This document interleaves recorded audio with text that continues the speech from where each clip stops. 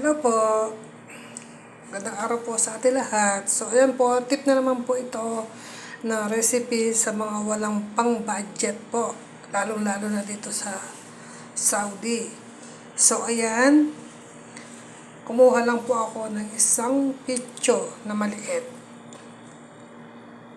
Tira ko doon sinahog ko doon sa gulay ko. Tapos yan, nagtagtad ako ng sibuyas, bawang, carrots, at saka ng mga parsley, repolyo, tapos harina, cornstarch. Hinalo-halo ko lang yan, mekos-mekos lang po yan.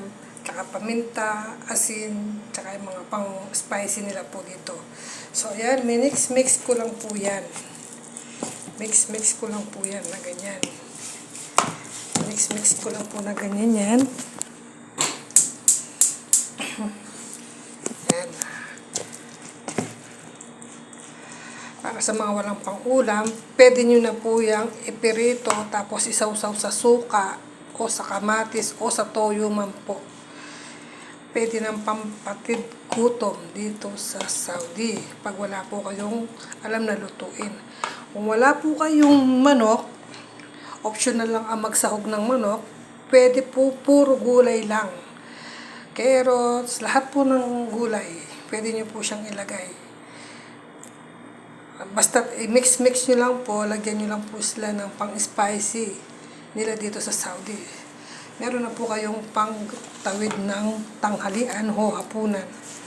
Tapos, gaganyanin mo lang para ka lang gumawa ng chicken ball. So, ayan. Nagpainit na po tayo ng mantika doon. So, ito. Hindi pa siguro mainit.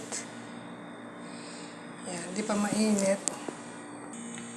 So, ayan po, nilagay na natin siya doon sa mantika.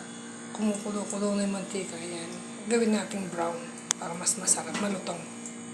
So, ayan, nagba-brown na siya. Nagba-brown na.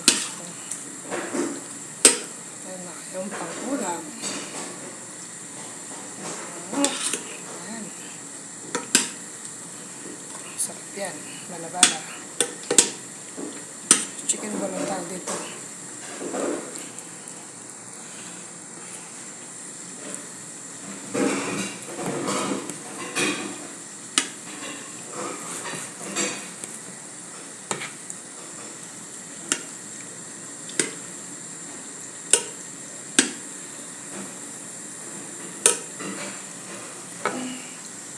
Antayin na lang natin siyang maluto na golden brown. Ito na po ang napirito kong chicken ball. Ayan. Sa mga walang chicken, pwede lang puro vegetable lang.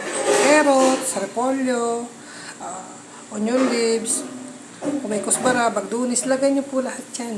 Para mas masarap yung kakainin nyo. Masustansya po ang may maraming gulay. O kaya dahon ng malunggay, yan. Option po na ilagay yan, mas masarap yan. Ayan po, tapos may nakasalang pa dito second half. So, yan lang po ang aming ulam mamaya. Yan po ang aking recipe na matipid na pwede ng pang-ulam, pang-masa. So, God bless po sa ating lahat.